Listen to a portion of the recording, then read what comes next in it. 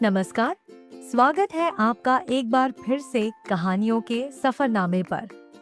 हम सुन रहे हैं हजारों ख्वाहिशें। पिछले भाग में कुछ बातें कही भी गई तो कुछ अधूरी ही रह गई। एक फोन कॉल ने कहानी को एक नई दिशा दे दी। पर सवाल अब भी वही है, क्या ये सिर्फ दोस्ती है या इससे कुछ ज्यादा? तो चलिए सुनते हैं अगला भाग, हजारों ख्वाहिशें, भाग 4। ओ साथी मेरे हाथों में तेरे। हमने अपनी बातों में अब तक की जिंदगी साथ बिता ली थी। अब हम एक दूसरे को अरसे से जानते थे। बचपन साथ जिया, साथ खेले, लड़े भी, एक को दूसरे की लिखी कहानियां सुनाई। मैंने उसकी छोटी खींची और उसने मुझे चिमटी काटी। मुझे किसी लड़के ने तंग किया तो उसने उसकी कनपटी पर 2 बजाए भी। होमवर्क करके न लाने पर डांट से मुझे बचाया। क्लास में कुछ समझ न आने पर तसल्ली से किसी टीचर की तरह समझाया। मैंने उसके साथ पेड़ पर चढ़कर कच्ची अंबियों को पकते देखा, खेतों में काक भगोड़ा बनकर चिड़ियों को खुद पर बैठते देखा, अपने अधूरे बचपन को पूरा होते देखा। कोई पन्ना अब रह नहीं गया था जिंदगी का जिसे उसने रंगा न हो। कोई पन्ना ऐसा रह नहीं गया था उसकी जिंदगी का जिससे मैं अनजान होता। जैसा कि तय हुआ था, हम लोग शनिवार को बुक फेयर में मिले। हमेशा की तरह वो मुझसे पहले आ पहुंची और मेट्रो स्टेशन पर खड़ी मेरा इंतजार कर रही थी। उसने हाय का इशारा किया और फिर जोर से कोहनी मार के ताना सुनाया, तुम हमेशा ही लेट आते हो या फिर मेरे सामने ही लेट होने का नाटक करते हो। सो सॉरी, मैं पक्का अब से टाइम पर आऊंगा, मिमियाते हुए मैं बोला। जस्ट किडिंग, मैं भी अभी आई हूँ। ड्रेस अच्छी लग रही है तुम्हारी। अपने बाल थोड़े ठीक करके और हल्का फुल्का स्टाइल मारते हुए मैंने कहा। मक्खन मारने की जरूरत नहीं, मैं नाराज नहीं हूं। हंसते हुए वह बोली, तुम्हें पता है ये जो प्रगति मैदान है ना, यहीं पहले अप्पू घर हुआ करता था। मेट्रो की सीढ़ियां उतरते हुए उसने कहा। ओह, अच्छा, क्यों, तुम नहीं गए कभी? नहीं। चलो, कोई तो ऐसी जगह निकली जहां तुम नहीं गए। अप्पू घर में डरावना सा भूत बंगला हुआ करता था। कहते हुए वह रुकी, फिर आगे बोली।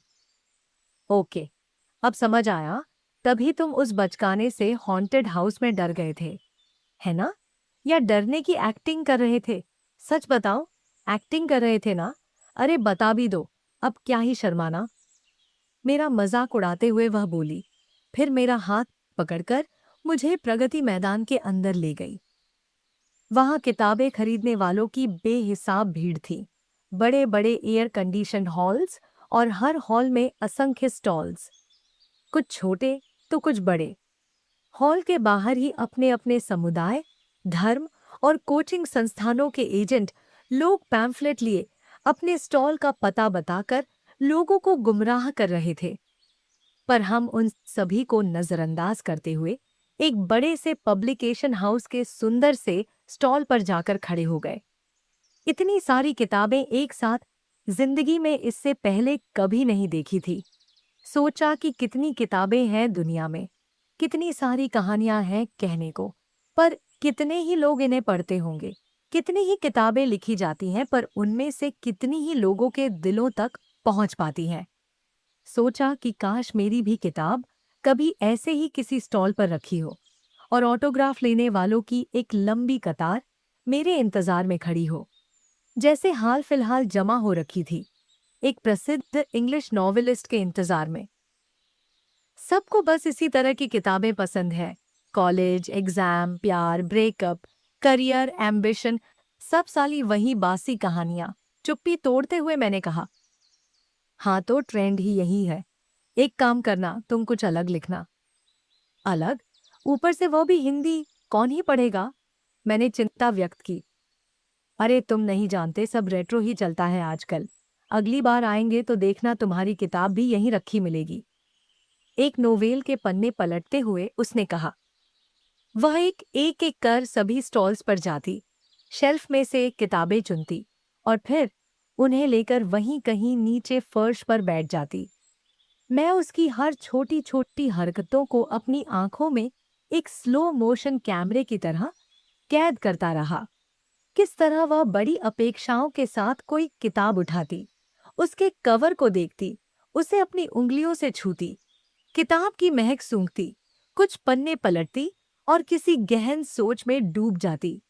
हमेशा की तरह कोई विचित्र सी चीज देख लेती तो तुरंत ही मेरा हाथ खींचकर उसे देखने दौड़ पड़ती। कैनवस शूज के फीते खुले रहते, जुल्फें हवा में उड़ती रहती। बिल्कुल मेंटल किस्म की लड़की थी, पागल और झल्ली जैसे बावरी सी कोई हवा। मैं उसकी इसी अदा का कायल बन चुका था, उसकी इसी उछलकदमी से अब प्यार हो चला था।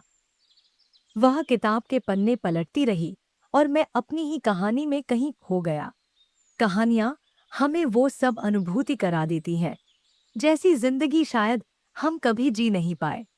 अब चाहे साइंस फिक्शन, हॉरर, माइथोलॉजी या फिर कोई क्राइम नॉवेल ही क्यों न हो, हम उनके किरदारों से उतना ही रिलेट कर पाते हैं जितना कि किसी स्लाइस ऑफ लाइफ कहानी से। कहीं ना कहीं एक यूनिवर्सल दूत है, एक धागा है जो हमारी सोच को, हमारे भाव को, हम सभी मनुष्यों को आपस में पिरोता है। कुछ ऐसा ही संसार रामायण और महाभारत रचते हैं। तभी तो हम आज भी हजारों साल के बाद इन्हें पढ़ते हैं और पढ़ते रहेंगे। सिर्फ इसलिए नहीं कि यह भगवान राम और कृष्ण की कहानी है, इसलिए क्योंकि उन किरदारों का द्वंद्व, उनकी पीड़ा, उनका संघर्ष हम समझ सकते हैं, उनसे प्रेरणा ले सकते हैं, कुछ गलत करने से खुद को रोक भी सकते हैं। और अगर किसी की दुनिया न भी बदले तो भी पढ़ लेने के बाद असर जरूर होता है। एक कहानी में इतनी ताकत है कि एक साधारण मनुष्य को भगवान बना सकती है। मैंने अभी तक कितनी ही कहानियां लिखी पर कोई भी मुकम्मल न हो सकी। कसूर इसमें कहानियों का नहीं है। कहानी तो बहती नदी है, तब तक नहीं बहती जब तक किरदार न चाहे। इन किरदारों को धीमी आंच पर पकाना होता है, तड़पते, सुलगते, बौखलाते हुए छोड़ देना होता है। लोग सोचते हैं कि कहानी लिख रहे हो तो जैसा चाहो अपने किरदारों को मोड़ दो, जो खुद न बन पाए, जो खुद न कर पाए, वो सारे सपने उन पर थोप दो। ऐसा नहीं होता। तुम भगवान नहीं हो, तुम मिट्टी से मूरत बनाते हो। जीवित वह खुद होते हैं, सांस खुद लेते हैं, अपना सफर खुद तय करते हैं और अपनी राह भी खुद ही चुनते हैं। कभी कभी तुम कैरेक्टर में समा जाते हो और कभी खुद कैरेक्टर को असल जिंदगी में जीने लगते हो। उनकी पीड़ा, उनकी खुशी, उनके सपने सब अपने जैसे लगने लगते हैं। तुम उन्हें देते कम बल्कि उनसे लेते ज्यादा हो। सिर्फ तुम ही उन्हें नहीं बनाते, वह भी तुम्हें बनाते हैं। फिलहाल हमारी कहानी ऐसे मुकाम पर थी जहां से दो दिशाएं जाती हैं। या तो वो एक हमसफर बनकर पूरी जिंदगी मेरे साथ बिताना चाहती है, या फिर यह सिर्फ एक ट्रेन का सफर है जिसमें हम कुछ देर के लिए मिलते हैं, बातें करते हैं और अपने अपने स्टेशन उतर जाते हैं। मैं इन्हीं सब ख्यालों में मुतमईन बैठा हुआ था। वह अचानक पीछे से उछलती हुई आई और जोर से मेरी पीठ थपथपाते हुए पूछा, तुमने क्या खरीदा? मंटो की कुछ कहानियों का कलेक्शन है। इसके अलावा यह साये में धूप, फैज की नज़्में, गालिब के शेर, अमृता की कविताएं हैं। मैंने अपनी झोली में से एक एक किताब निकालकर उसे दिखाई। अरे वाह, तुमने अमृता की कविताएं ले ली? मैंने साहिर के गीत रख लिए। साहिर की किताब मुझे दिखाते हुए वह बोली। किताब टटोलते टटोलते सुबह से शाम हो चली थी। लंच भी नहीं किया था। किताबों का झोला उठाए हम वहां से बाहर निकले और कनॉट प्लेस के लिए ऑटो कर लिया। सोचा वहीं डिनर करेंगे। ऑटो में बैठे दोनों बाहर की ओर देख रहे थे, वह इस कोने में और मैं उस कोने में। दोनों पल भर के लिए एक दूसरे को देखते और फिर दोबारा अगल बगल झांकने लगते। सीधी सड़क पर चलते चलते ऑटो वाला जैसे ही एक शार्प टर्न लेता, सेंट्रीफ्यूगल फोर्स के कारण वह मेरी ओर खींची चली आती। जैसे ही ऑटो वाला अचानक से ब्रेक लगाता, मैं उसे कस के थाम लेता। फिर वह मुझे देखती और शर्मा पड़ती। पता ही नहीं चला कब ऑटो वाला ITO से हमें कनॉट प्लेस तक ले आया और आउटर सर्कल पर उतार दिया। हमने वहीं एक राजस्थानी रेस्टोरेंट में किसी महाराजा की तरह बड़ी सी थाली में रजवाड़े के जायके का आनंद उठाया। बहुत देर तक बैठकर बातें भी की। फिर जब देखा कि बाकी के कस्टमर हमारे उठने का इंतजार कर रहे हैं, तो भारी मन के साथ हम उठ लिए। बाहर निकले तो सामने ही प्रसिद्ध हनुमान मंदिर था। उसने मंदिर के अंदर जाने की जिद की। मैंने जब बहाना बनाना चाहा तो उसने गुस्से में पैर पटकते हुए मुझे देखा और फिर खुद ही मेरा हाथ पकड़कर अंदर ले गई। मैं उस वक्त किसी और ही ख्याल में खोया हुआ था। दरअसल इससे जुड़ा एक मजेदार पुराना किस्सा था जिसे मैं मन ही मन याद करके मुस्कुरा रहा था। उसने मेरी आंखों को पढ़ लिया और आदेश दिया कि तुरंत ही वह किस्सा सुनाया जाए। दरअसल ये बात उन दिनों की थी जब हम टैडपोल मेंढक में कन्वर्ट हो रहे थे। इस बात से बिल्कुल अनजान कि जवान होने का मतलब क्या होता है। जब हम पायरेटेड डीवीडीज लाकर अकेलेपन में लिजारे बिपाशा मल्लिका के सौंदर्य को निहारा करते थे, हमारे छुटपन के दिनों में अचानक से बड़े हो जाने का एहसास अगर किसी ने कराया है तो वह महेश भट्ट प्रोडक्शन की फिल्में ही तो रही हैं। और इन्हीं हार्मोनल चेंजेस के दौरान एक लड़की थी जो मेरे साथ फिजिक्स की ट्यूशन में पढ़ने आती थी। सबसे आगे की पंक्ति में बैठती थी, लेफ्ट कॉर्नर में। मैं क्लास में सबसे आखिर में जाता ताकि सबसे पीछे बैठ सकूं, उसके डायगोनली ऑपोजिट राइट कॉर्नर में। क्लास में जो भी सवाल करने को दिए जाते, सभी का हल मेरे पास होता। इसलिए नहीं क्योंकि मेरी फिजिक्स बहुत अच्छी थी, इसलिए क्योंकि मास्टर जी जिस किताब से सवाल पूछते थे, उसकी कुंजी सिर्फ मेरे पास थी। सवाल हल करने के बहाने हम दोनों की बात हो जाया करती और कभी-कभी जब सर को माइग्रेन होता और कोचिंग कैंसिल हो जाती, हम दोनों इसी हनुमान मंदिर के बाहर कचौरी सब्जी खाया करते।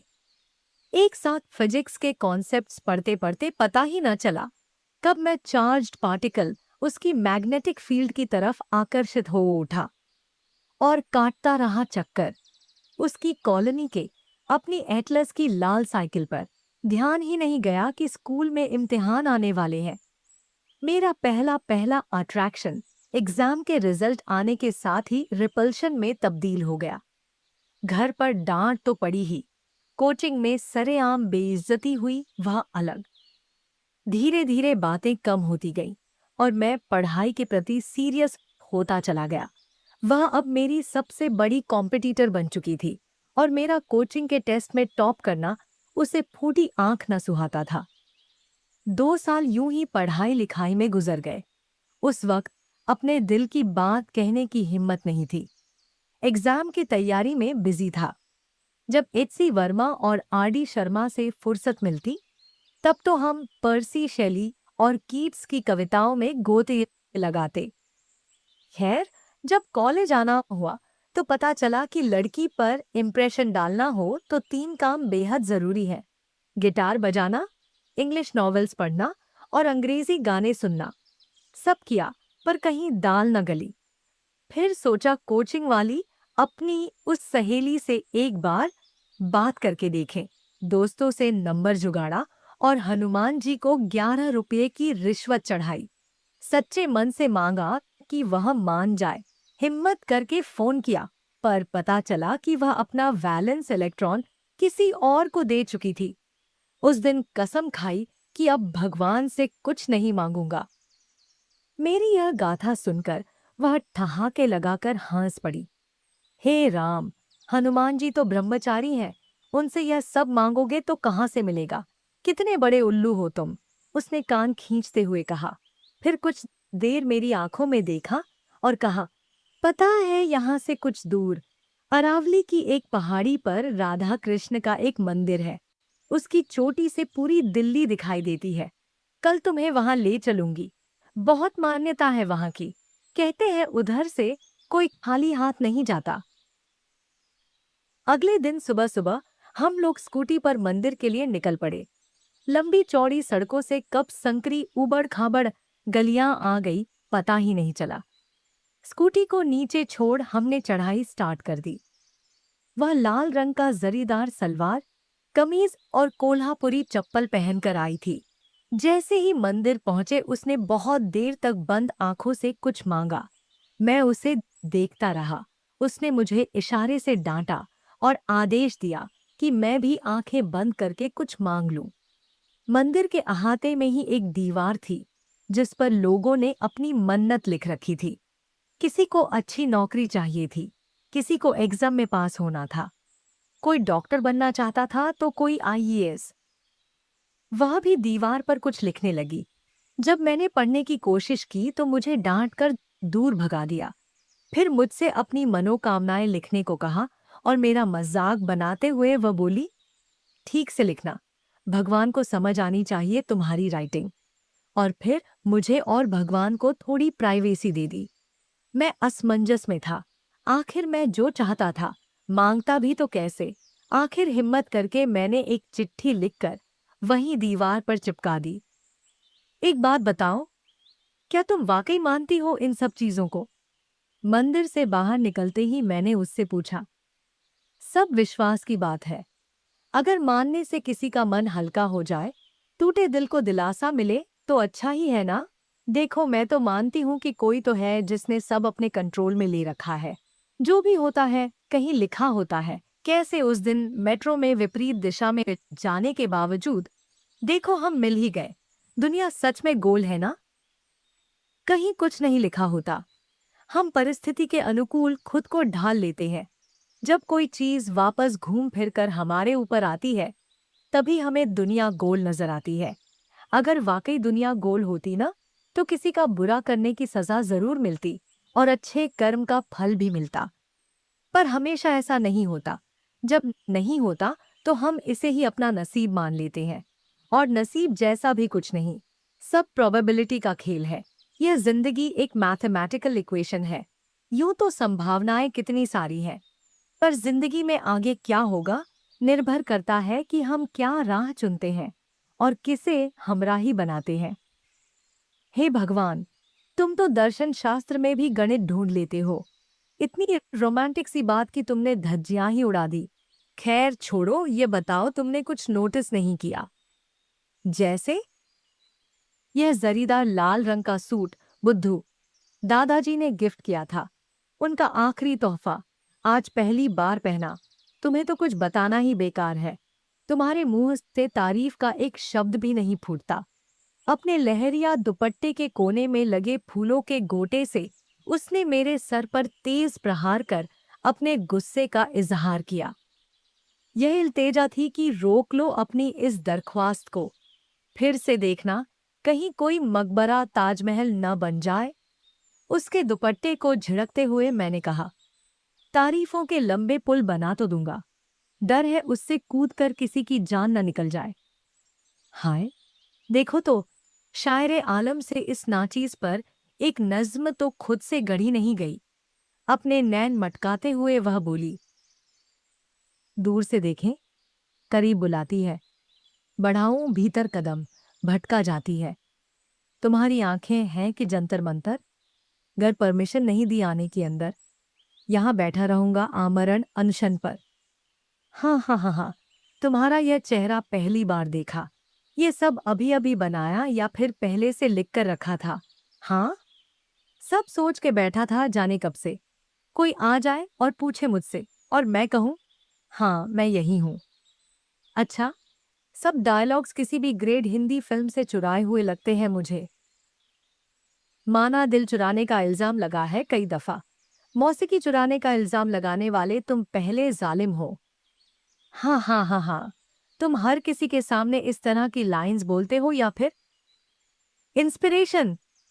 मेरी बात सुनकर वो देर तक मंद मंद मुस्कुराती रही। फिर बोली, क्या डायलॉग्स मारते हो? फिल्मों में क्यों नहीं जाते?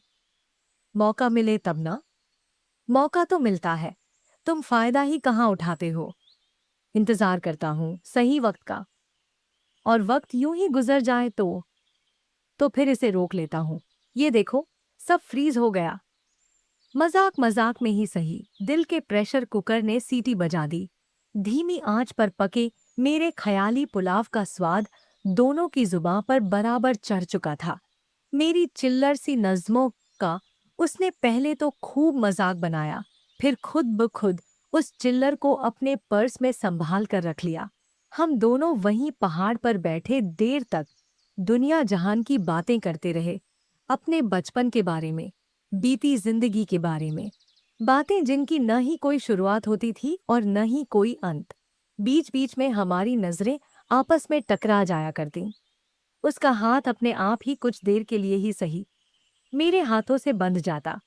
कोई किस्सा सुनाते हुए उसकी आंखें नम हो गईं। दोनों कुछ देर खामोश रहे। फिर मैंने चुप्पी तोड़ते हुए उसे बताया, वैसे कल मैंने भीष्म साहनी की वह किताब पढ़ी जो तुमने मेरे लिए खरीदी थी। तमस, कैसी लगी तुम्हें? बड़ी उत्सुकता के साथ उसने पूछा। बहुत अच्छी थी, पर शायद वह कहानी थोड़ी अलग थी उस कहानी से जिसे सुनकर मैं बड़ा हुआ। चलो तुम्हें एक मजेदार किस्सा सुनाता हूँ। 5वीं स्टैंडर्ड की बात रही होगी। हमारी क्लास में एक लड़की थी, चश्मिश बुलाते थे उसे। बहुत पढ़ाकू थी, सब टीचर्स की फेवरेट, मेरी भी। शर्माते हुए मैंने बताया, भगवान, फिर एक लड़की। मैं तुम्हें अपने क्रशेस के किस्से सुनाऊं तो कैसे जल के कोयला बन जाते हो। हाँ, ताव दिखाते हुए उसने कहा। अब आगे सुनाऊं? बको, चिढ़ते हुए वो बोली। तो माजरा यूं था कि उस दिन क्लास में मैथ्स के टीचर ने मुझे होमवर्क न करके लाने की वजह से पनिशमेंट के तौर पर सबसे आगे बैठा दिया, चश्मिश के साथ, और कहा कि आज से मैं रोज यहीं बैठूंगा उसके पास। सोचो, इतने वक्त से जो मैं न कर पाया वो मैथ्स टीचर ने कर दिखाया। कितना खुश था मैं उस दिन। फिर इसके बाद 8 की क्लास में टीचर ने हमें यूनिटी एंड डाइवर्सिटी टॉपिक पर पोस्टर बनाने के लिए कहा। इंडिपेंडेंस डे आने को था ना, इसलिए चार्ट चश्मिश ने बनाया था, पर अपने साथ मेरा नाम भी लिखा, अपने नाम से पहले। और पता है क्या, हमारे पोस्टर को फर्स्ट प्राइज मिला था। हम दोनों ने साथ मिलकर वह चार्ट क्लास के नोटिस बोर्ड पर लगाया। इतने में टन टन की आवाज आई। सब बच्चे हाथ में टिफिन लेकर क्लास से बाहर निकल ही रहे थे कि अचानक डायन प्रकट हुई, हमारी खूंखार क्लास टीचर। इंग्लैंड से आई थी ना, तभी इतनी अंग्रेजी झाड़ती थी। क्लास में जो हिंदी बोलता उसे डस्टर से मारती। जैसे ही वह आई, सब लोग डर के मारे खड़े होकर गुड मॉर्निंग मैडम गाने लगे। मैडम ने पहले गुस्से में सभी को देखा और फिर ब्लैक बोर्ड पर बड़े बड़े अक्षरों में लिखा ए, फिर बी, और उन दोनों के बीच सफेद चौक से गहरी सी रेखा खींच दी। फिर बताया कि क्लास को रोल नंबर के हिसाब से 2 सेक्शन में बांटा जाएगा। सभी हैरानी से बोर्ड को देखते रहे। चश्मिश का नाम लकीर के इस तरफ और मेरा लकीर के उस तरफ। मैंने उसे देखा और उसने मुझे। फिर उसने अपने सिंड्रेला वाले पाउच में से क्रेयॉन कलर्स निकाले और मेरे शक्तिमान वाले बॉक्स में रख दिए। मैंने भी मैथ्स की क्लास में उससे जो पायलट पेन उधार लिया था, वापस कर दिया। क्लास खत्म होते ही हम सभी सेक्शन बी वाले अपना सामान समेटने में जुट गए। एक ही डेस्क पर बैठने वाले दोस्तों के बीच क्रिकेट कार्ड्स से लेकर ताजोज, कॉमिक्स, स्टैम्प्स, हर चीज का बंटवारा हो रहा था। दीवार पर टंगे चार्ट्स और शेल्फ में रखे मॉडल्स को लेकर दोनों सेक्शंस के बीच घमासान युद्ध छिड़ चुका था। आदिल और मनप्रीत, जो अब तक साथ बैठकर टिफिन खाया करते थे, चोक स्लैम देते हुए दिखाई पड़े। मैं लड़ाई झगड़े से दूर नोटिस बोर्ड पर लगा वही चार्ट उतार रहा था। पीछे से चश्मिश आई और चुटकी बजाते हुए बोली, पाकिस्तान वाले इंडिया वालों का कोई सामान लेकर नहीं जाएंगे। मुझे बहुत बुरा लगा, जैसे उसने मुझे गाली दी हो। घर पहुंचकर सबको बताया कि चश्मिश ने मुझे पाकिस्तानी बोला। मम्मी ने हंसते हुए कहा, तो क्या हुआ, दादाजी तो वहीं से आए हैं, वहां पहले उनका घर था। फिर उन्होंने पार्टीशन की पूरी दास्तां सुनाई। तब समझ आया, ऐसे ही किसी क्लास टीचर ने एक दिन फरमान जारी किया और बच्चे लड़ पड़े। 2 देश बने, अपने बिछड़े, जमीन छूटी, कितने दिल टूटे, कितना खून बहा। सब बचपना ही तो था। जमीनी हकीकत से नावाकिफ रैडक्लिफ ने एक कागज पर लकीर खींचकर इस उपमहाद्वीप की तकदीर हमेशा के लिए बदल दी। नतीजन लाखों लोग बॉर्डर के उस पार से इस पार अपना सब कुछ छोड़कर आए। हिटलर के राज में जितने जूस जर्मनी में मारे गए, लगभग उतनी ही जाने पार्टीशन के वक्त गई।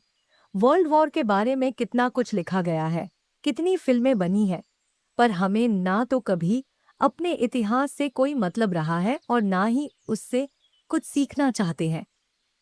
जमीन छोड़ के तो आज भी लोग आते हैं। तुम नहीं आए, मैं नहीं आई। आज की बात अलग है, पूरी दुनिया ग्लोबल है, हर कोई अपनी जगह से भागना चाहता है। पहले ऐसा नहीं था, मिट्टी लोगों के लिए सब कुछ होती थी, इसलिए आज तक हर किसी दिल में जख्म ताज़ा है। खैर, अच्छा हुआ जो पार्टीशन हुआ, नहीं हुआ होता तो तुम वहीं रह जाते, बताओ, और फिर हम कैसे मिलते। लव और लक्ष्मण, रावी और गोमती, इन सब के बीच एक ऐसा मुकाम आता है जो गालिब के शहर से होता हुए जाता है। अब देखो, कुछ तो राब्ता जरूर है, इसलिए मिलना तो तय था। लाहौर और लखनऊ की दूरी दिल्ली कम कर ही देती। उसकी आंखों में देखते हुए मैंने कहा। सुनकर वह थोड़ी देर मुस्कुराई, फिर बोली, गहराई है तुम्हारे अंदर, समुंदर हो तुम, डर लगता है कहीं डूब न जाऊं। डरो मत, नदी हो तुम, बेखौफ, बेबाक कलकल करके बहती। अच्छा, हाँ सच। वैसे यूं ही दौड़ती ही रहोगी या फिर मिलोगी इस समुंदर से भी कभी? सोचेंगे। पहले यह बताओ, तुम्हें पहाड़ ज्यादा पसंद है या फिर समुंदर? बात पलटते हुए उसने पूछा। शायद समुंदर। पहाड़ क्यों नहीं? ऊंचाई से डर लगता है ना। अच्छा, और समुंदर की गहराई से नहीं? हंसते हुए वह बोली, मुझे तो पहाड़ बहुत पसंद है। हमेशा से एक तमन्ना रही है कि दूर पहाड़ों पर एक छोटा सा घर हो। पर देखो ना, मैं एक बार भी किसी हिल स्टेशन नहीं जा पाई। उसने उदास मन से बताया। क्यों? पापा लेकर ही नहीं जाते कभी। जब भी मैं गर्मी की छुट्टियों में मिन्नत करती कि चलो कहीं घूमने चलते हैं, तो हमेशा मुझे डांटकर चुप करा दिया करते थे। हमेशा से ऐसे ही हैं। लगता है तुम्हारे पापा जरूर हिटलर किस्म के आदमी हैं, मैंने चुटकी लेते हुए कहा। थोड़ा है तो, वैसे अंदर से डरपोक है, पर ईगो बहुत बड़ा है। जाने खुद को क्या समझते हैं। पता है, अभी पिछले साल ही जब दादाजी एक्सपायर हुए तभी हम लखनऊ शिफ्ट हुए। उससे पहले हम अलग रहते थे। उनकी दादाजी के साथ भी नहीं बनती थी। क्यों लेकिन? दादाजी थे कांग्रेसी, भारत छोड़ो अभियान में गांधी जी के साथ चले थे, और पापा तो ठहरे संघी, तो कैसे बनती? उसका यह कहना हुआ और मेरी हंसी छूट पड़ी। हंसने की क्या बात है, तुम भी तो पापा के जैसे हो।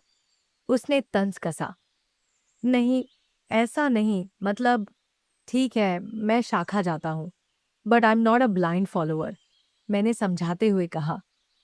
बनना भी मत, तुम भी उन्हीं के जैसे हो जाओगे, नहीं तो खड़ूस type, no emotions at all. पता है, जब मैं सेकंड क्लास में थी तब मुझे फैंसी ड्रेस में चंद्रकांता बनना था।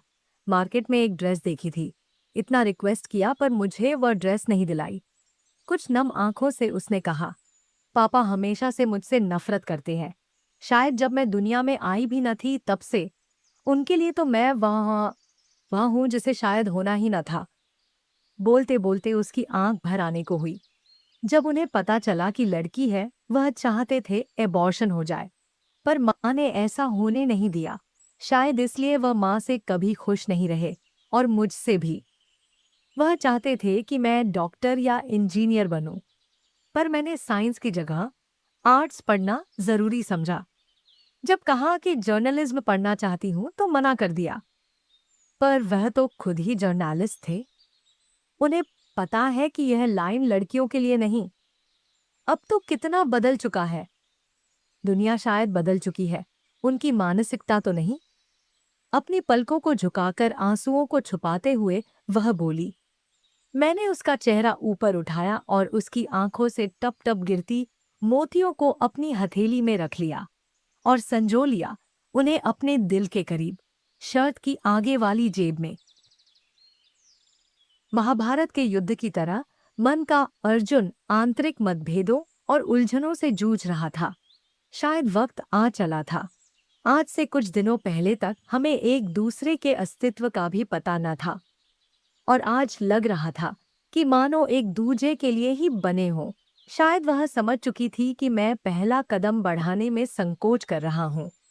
देर तक वो मेरी ओर देखती ही रही। उसकी बड़ी बड़ी आंखें कितना कुछ बोल रही थीं, पर जो दिल में था जुबां पर आ न सका। मैंने कुछ पल अपनी आंखें बंद की और अपनी जिंदगी के पिछले 3 हफ्ते रिवाइंड करके देखे। फिर समझ आया कि यह सच में प्यार है। ऐसा एहसास पहले कभी हुआ ही नहीं। कितना अच्छा होगा अगर हम रोज यूं ही बतियाते रहें। सूरज डूब चुका था। लोग धीरे धीरे वापस जा रहे थे। वह अभी भी मेरी ओर देख रही थी। उसकी आंखें शर्म से लाल थीं, जैसे खिलखिलाता गुलाब दोबारा से कली बन जाए। उसकी हथेली मेरे हाथों के लिए ही बनी थी जैसे। उसकी उंगलियां अपने आप ही मेरी हथेलियों पर अटकेलियां कर रही थीं। आखिर उसने अपनी चुप्पी तोड़ी। अपना हाथ वापस मेरे हाथों से लेते हुए वह बोली, शायद तुम्हें अब तक पता चल गया होगा कि मैंने संजय से तुम्हारे बारे में पूछा था, पर वह तुम्हें जानता नहीं था।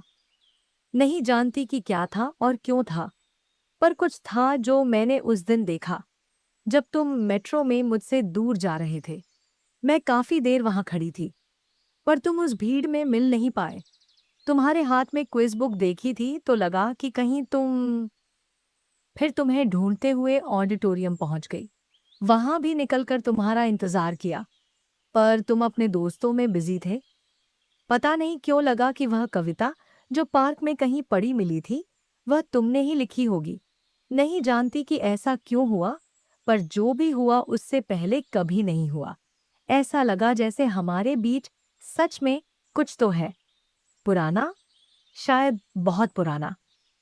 मेरे अंदर की फेमिनिस्ट शायद इस बात से इत्तेफाक न रखे, पर हमेशा लगता था कि कोई हो जिसके कांधे पर सर रखकर छत पर बैठे तारों को टिमटिमाता देखूं। कितनी ही इंडिपेंडेंट क्यों ना हो जाऊं, पर जब वापस घर पहुंचूं तो कोई हो जो मेरा इंतजार करे। कोई हो जो पास मंडराता रहे।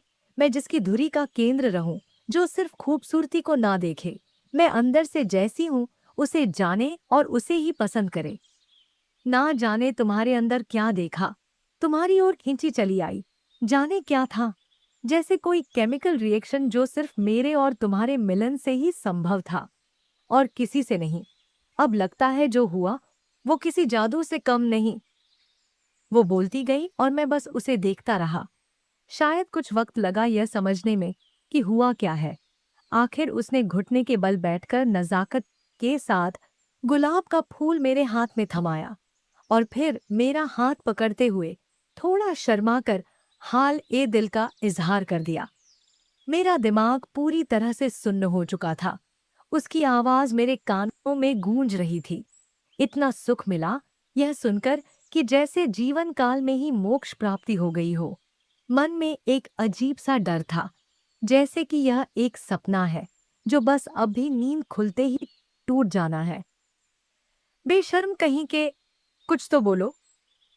मुझे जोर से चिमटी काटते हुए वह बोली, देखो तो कैसे शर्मा रहे हो, लड़की की तरह। उसने मुझे पहले जोर से कोहनी मारी, फिर मेरे दाहिने हाथ पर उसने अपने बायां हाथ रखा। मेरे कांपते हाथों ने जैसे तैसे उसके मलमली गालों को छुआ तो सहसा करंट सा लगा। बदन में सिरहन सी उठी। वो मेरा हाथ थामकर मुझे भीड़ से कहीं दूर ले गई। अपना हाथ मेरे हाथ में रखते हुए उसने कहा, पहले बताओ, यह लघु प्रेम कथा है कोई, या फिर एक उपन्यास? अच्छा, तो अब तुम अपनी मोहब्बत को किताब के पन्नों से तौलोगी? उसके चेहरे पर हाथ रखते हुए मैंने कहा, फिर भी पता तो चले तुम मुझसे कितना प्यार करते हो। इतराते हुए वो बोली, मोहब्बत का भी कोई नाप होता है भला, या वजन या गिनती? यह तो असीमित होता है, जैसे महासागर में जल, जैसे हवा में ऑक्सीजन, जैसे आकाश में अनगिनत तारे। जब इन सब की गणना कर लूंगा तब शायद तुम्हें बता पाऊंगा कि तुमसे इतना प्यार करता हूं। उसकी आंखों में झांकते हुए मैंने कहा, माना कि शरणार्थी हो, पर मेरे दिल को तुम रिफ्यूजी कैंप न समझना। रहने को परमानेंट जगह मिलेगी। हंसते हुए उसने मेरे सवाल नुमा जवाब पर हामी भर दी। फिर कहा, अभी तो यहाँ रहने का भाड़ा देना पड़ेगा, और कुछ तोड़ोगे फोड़ोगे नहीं तो जिंदगी भर रह सकते हो। फिर बावरी सी हंसी हंसते हुए मेरे सीने से लिपट गई। यूं ही एक दूसरे की आंखों में खोए पता ही न चला कब शाम ढल गई। सूरज दूर क्षितिज में कहीं गुम हो गया था। चांद निकलकर आ चुका था। तारों की महफिल जमना शुरू हो चुकी थी। पता है मैं तुम्हें यहाँ आज ही क्यों लाई? कहते हैं नक्षत्र के इस वक्त किसी से रिश्ता जोड़ो तो वो टूटता नहीं। अपने बैग में से कुछ रंग बिरंगे कार्ड निकालते हुए उसने कहा, देख लो एक बार। रंग बिरंगे कार्ड्स मेरे हाथ में पकड़ाते हुए वह बोली, यह क्या है? मैंने अचरज में पूछा। अरे, दुष्यंत का क्या भरोसा कब शकुंतला को भूल जाए। भुलक्कड़ तो तुम हो ही। इसी से तुम्हें एक एक वचन याद दिलाऊंगी। तुम्हें कोई पॉइंट जोड़ना है तो देख लो। पढ़ने तो दो। पढ़ो पढ़ो, पर हंसना मत। मैं वह करारनामा पढ़ने लगा। पहले पन्ने पर अक्षत और कुमकुम से स्वस्तिक बना हुआ था। हर पन्ने पर एक वादा, और उसके साथ में मेरे लिए एक साइड नोट। बताओ, तुम्हें भी कुछ लिखना है तो अभी लिख दो, फिर न कहना मुझे कुछ नहीं लिखना। क्यों, तुम्हारी कोई शर्त नहीं? कमर पर हाथ रखकर किसी टीचर की तरह उसने पूछा। इश्क किसी टर्म्स और कंडीशंस के साथ नहीं आता, मैंने फौरन जवाब दिया। अगर कोई मार्केट रिस्क आ पड़ा तो? कंपनी विश्वसनीय होगी तो क्लाइंट को धोखा नहीं देगी। वैसे मैं सही कंपनी में ही इन्वेस्ट करता हूं। तुम भी ना। चलो, अब मेरे साथ ये सभी वचन बोलो, और यह बत्तीसी दिखाना बंद करो। मजाक लगता है तुम्हें सब कुछ। मेरे सर पर जोर से फटका मारते हुए वह बोली। उसने मुझे सप्तर्षि में से एक चमकता तारा दिखाया, और उसके पास एक धुंधुलाता हुआ तारा भी, जो दिल्ली के प्रदूषण में कभी न दिखता। हमने वह सभी वचन एक साथ एक स्वर में पढ़े। उस करारनामे में कुछ बातें थीं जो उसको मुझे कहने थीं, और कुछ वादे थे जो मुझे उसको करने थे। मैं सखी और तुम सखा। जैसे ये अरुंधति और वशिष्ठ है ना, हम भी एक दूसरे की धुरी का केंद्र रहेंगे। सुख या दुख, चाहे मेरा या तुम्हारा, मिलकर बांटेंगे। रास्ते कितने भी ऊबड़ खाबड़ क्यों न हो, साथ सफर तय करेंगे। मैं कितना भी रूठ जाऊं, मेरी प्रॉब्लम नहीं। तुम मुझे कैसे भी मनाओगे, फिर भी न मानी तो चॉकलेट केक बनाओगे। वो सभी बातें जो कहीं न कहीं हमारे बीच दूरियां लेकर आईं, उनसे हम खुद दूरी बना लेंगे। हम सभी ख्वाहिशें, सभी सपने मिलकर देखेंगे, और उन्हें मिलकर पूरा भी करेंगे।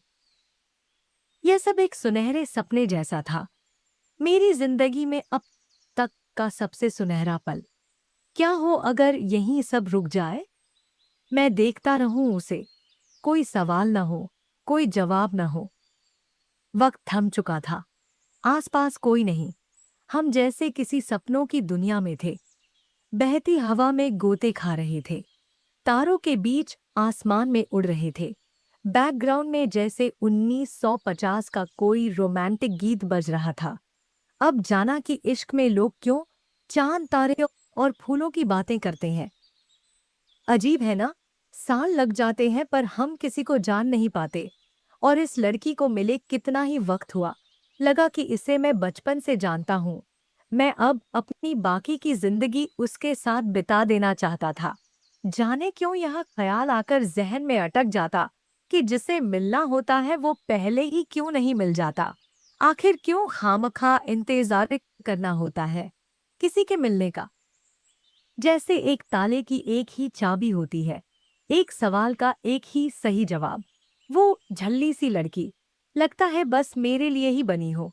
हम अलग अलग, कितने अकेले और अधूरे थे, पर साथ मुकम्मल हैं, एक दूसरे के पूरक।